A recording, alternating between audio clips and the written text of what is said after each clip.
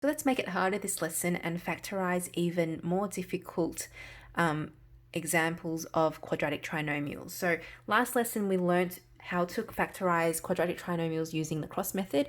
We're still going to apply the cross method today. However, the type of quadratic trinomial is a little bit different. This time we're going to have a coefficient in front of x squared that we can't actually take out as the common factor. So we're going to see how we can do that using the cross method.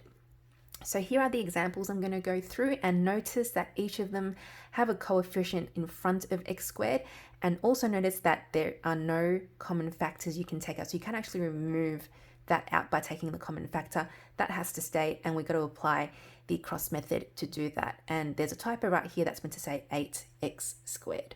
So let's go ahead and apply the cross method to factorize. So here are the three expressions we'd like to factorize, and let's begin with this one here. So can't take out the common factor, and what we're going to do is once again apply the cross method. So this time, instead of just x and x, we have to consider the 3 at the front. So 3x, your only option is having 3x and x that would multiply to give 2. You don't have any other options, which is great because then we don't have to think about it so hard. Now over here we've got 6. So the two numbers that will multiply to give 6 could be 6 and 1 or even 3 and 2. So let's try 3 and 2 to begin with. Now here is your dilemma. Do you put the 3 on the top or the 3 on the bottom? It makes a big difference. So I'm just going to go ahead and put the 3 on the top and 2 on the bottom. Eventually you get the hang of knowing exactly where to put it once you get the hang of it. So 3 times 2 gives me 6, but we definitely know that 3 times 2 or 3 plus 2 will not end up giving us 11. And that doesn't matter because we've got this 3x over here to help us. I'm going to apply the cross method. So I'm going to cross multiply. That will be 3x times 2. That gives us 6x. And then we have x times 3, which gives us 3x. And when we add them together, that's going to give me 9x. Now, that's not what we want. So I've made a mistake somewhere. Now I'm going to try switching the 3 and the 2 over. So I'm going to write the 2 up here and the 3 down there. I'm going to try that again. 3x times 3 is going to give me 9x, and x times 2 is going to give me 2x, and that gives me positive 11x, which matches with what's in the middle. And now I've got my factors. So my answer is going to be 3x plus 2 and x plus 3. There you have it. So the only additional thing you have to consider is what's there, and then this cross thing has to be taken into account. It's no longer just x and x anymore. We've got some numbers here that we have to deal with. All right, moving on to the next one. Okay, here's the one that's a little bit harder. Here we've got 4x squared. We can write it as 2x and 2x or 4x and x. So there's a few bits of playing around. Now pick one to start off with. Let's just do 2x and 2x. That multiplies to give 4x. And then we have to do the same on this side. And then when we cross them and add them, we're hoping to get the value that's in between. So it might take a few goes of mucking around. So with 15, let's do 3 and 5.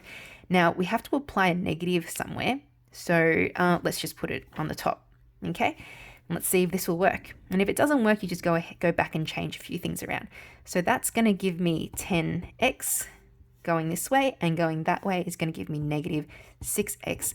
And lucky me, that checks out to be 4x, and I have successfully determined the factors. So the factors are 2x minus 3. We always write them going crossways. Okay, notice that even for this one, it's 3x that goes with the 2 because we're writing them across. Here it's the x that goes with the 3 because we're writing it across. We cross multiply as part of our working out, but when we write our factors, it's always going across.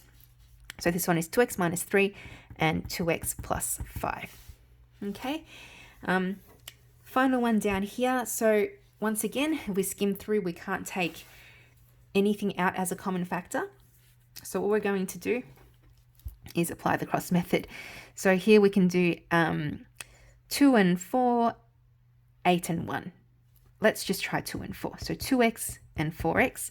And over here we can do 3 and 3 or 9 and 1. I'm just going to go ahead and do 3. And using a little bit of my common sense, I know that I'm aiming, this is an x. I'm aiming to get a negative value. So I'm going to make this them both negatives because they still multiply to give positive 9. But I'm hoping that after we cross and we add them together, I'm going to get negative 18. So 2x times negative 3 is going to give me negative 6x. And 4x times negative 3 is going to give me negative 12x. And that gives me negative, when you add them together, gives us negative 18x. And that's exactly what we want. So now when we write the factors, remember we write them crossways. My factors are right there, okay? We just write them out here. 2x minus 3 and 4x minus 3. And that is our answer. And that's how you factorize more difficult trinomials using the cross method.